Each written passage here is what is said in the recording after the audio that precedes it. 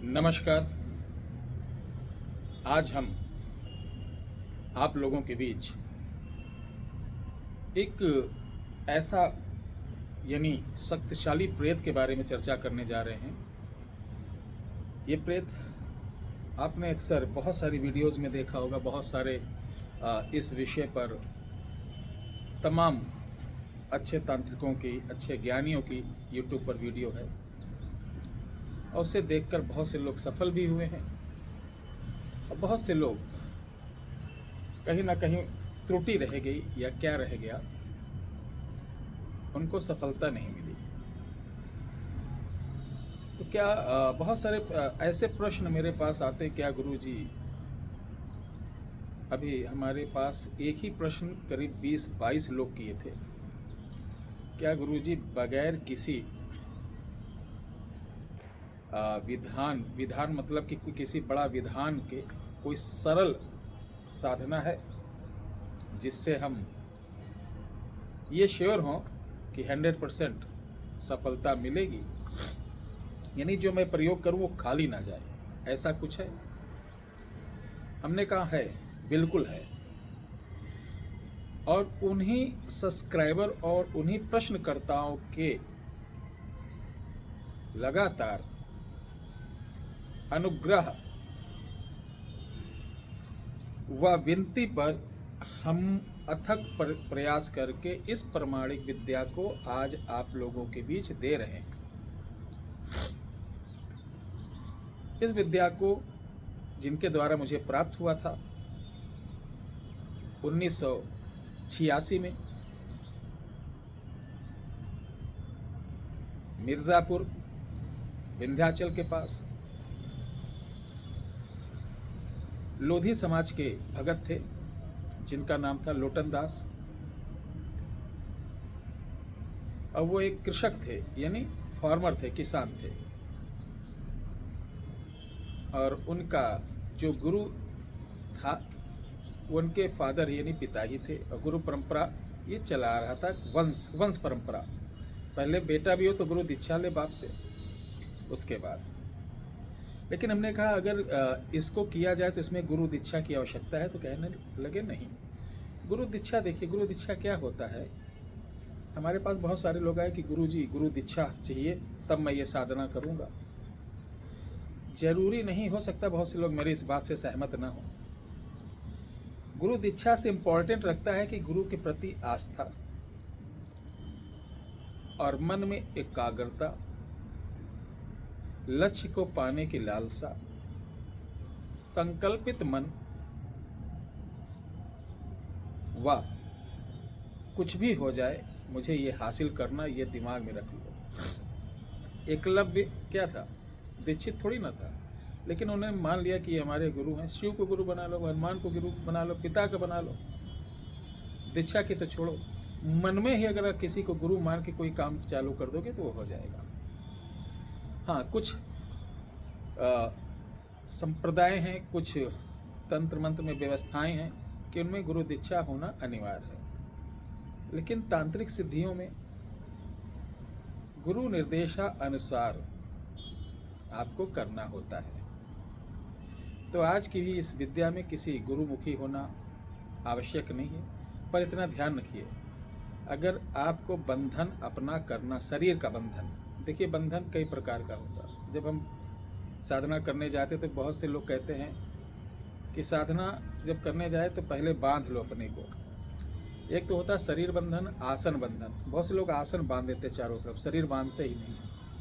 तो ध्यान रखिए, सिद्धि, उग्र साधना सिद्धि करने जा रहे हैं तो सबसे पहले आसन बांधा जाएगा, फिर खुद को बांधो, शरीर बंधन, ठीक है। फिर दिशा बंधन होता है।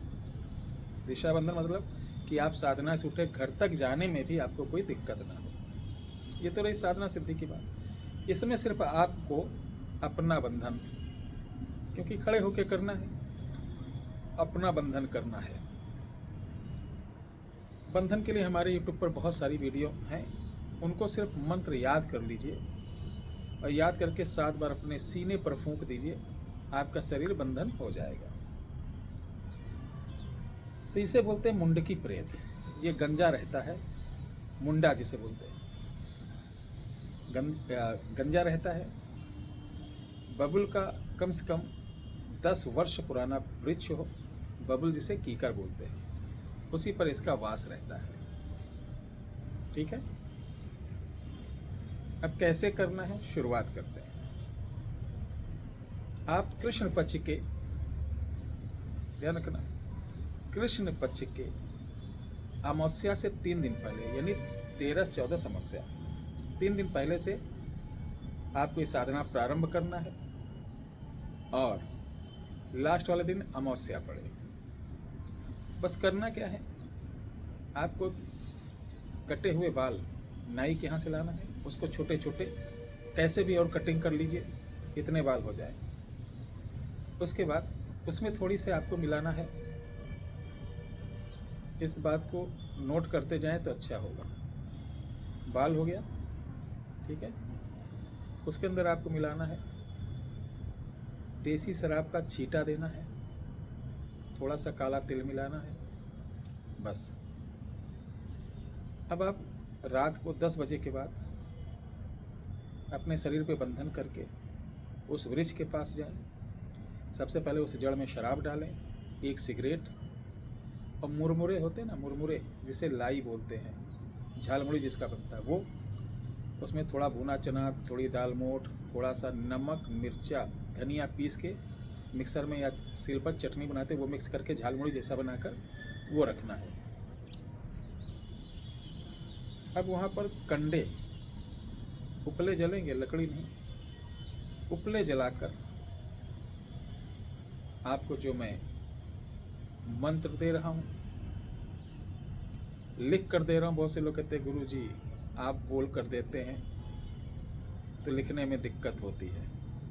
छोटा सा मंत्र है, इस वीडियो के डिस्क्रिप्शन बॉक्स में है। इस मंत्र को जाप करते हुए 108 आहुति देना है। 108 आहुति देने के बाद उसमें की जो राख बचेगी ना, जैसे 108 आहुति आपने दे दिया तो किनारे से जला हुआ राख उपले करेगी, वो हाथ में लेना है, 7 बार लेके उसी पेड़ पे मारना है। हो सकता है पहले दिन ही वो शक्ति आ जाए। डरना नहीं है, धमकाएगा, डराएगा, बिल्कुल मत डरना। सिर्फ बोल देना कि सुनो, आप प्रेत योनि से मुक्त होना चाहते हैं, आप देश, समाज, लोक कल्याण करना चाहते हैं, तो आपको मेरे साथ आना होगा। मैं जब बुलाऊं तब आना, जहां भेजूं तहां जाना, जो कहूं वो करना। और सुन, मैं सिर्फ और सिर्फ हर अमावस्या को तुम्हें भोग दूंगा, अपनी शक्ति अनुसार, अपने सामर्थ्य अनुसार। जहाँ पे दूंगा वहीं लेना, जितना दूंगा उतना लेना। और तुम मेरे परिवार या किसी को मेरे हुक्म बगैर तुमको एक काम इधर उधर नहीं करना है। और जब बुलाऊं तभी हाजिर होना, उससे पहले हमसे कोसों दूर रहना। ये बोलने के बाद वो वचन ले लेगा और पूरा तरीका भी बता देगा। ये प्रेत क्या नहीं कर सकते हो, जो बड़ी बड़ी तुम लोग शक्तियाँ कहते हो ना। अफसोस है कि प्रेतों के बारे, ये नहीं कि हम उत्साहित कर रहे हैं, कि बहुत से मूर्ख लोग जिनको नहीं मालूम है, वो किताबी जो एक पंडित होते हैं, ब्राह्मण तो नहीं कह सकते, जो तांत्रिक होते हैं, ऐर बैर का पिछवाड़ा नहीं मालूम रहता। अरे गुरुजी आप प्रेतों की शक्ति बता रहे हैं, ये नरक की ओर ले जाती है। यही कहते हैं अधूरा ज्ञान है ना। प्रेत तुम्हें नरक से निकाल भी सकते हैं, समझ रहे? एक नहीं, इतिहास में, पुराणों में, ग्रंथों में बहुत सारे ऐसे उदाहरण हैं जिनका अध्ययन करने की आवश्यकता है आपको। हमने देखा अभी एक अघोर रुद्रमाला में मैंने डाला था अपना, तो उसमें कई हंसी भी आती है, अपने को सिरी लगाते उसके बाद ऐसा लिख देते हैं। अच्छा, मैं भी बुरा नहीं मानता हूँ, कि जानता हूँ कि ठीक है बेचारे पढ़े लिखे तो हैं, लेकिन अंतर ज्ञान, पौराणिक ज्ञान, इतर ज्ञान, पारलौकिक ज्ञान के जो एक होता नहीं, गहराइयों तक नहीं मालूम है। आत्मक्षोभन ज्ञान जो होता है उसमें पता चल जाता है कि प्रेत, भूत, पिशाच इनकी कौन कौन श्रेणियां होती हैं और ये कितने बलशाली होते हैं और कितने कमज़ोर भी होते हैं। ठीक है, बहरहाल वीडियो लंबी बढ़ती चली जाएगी।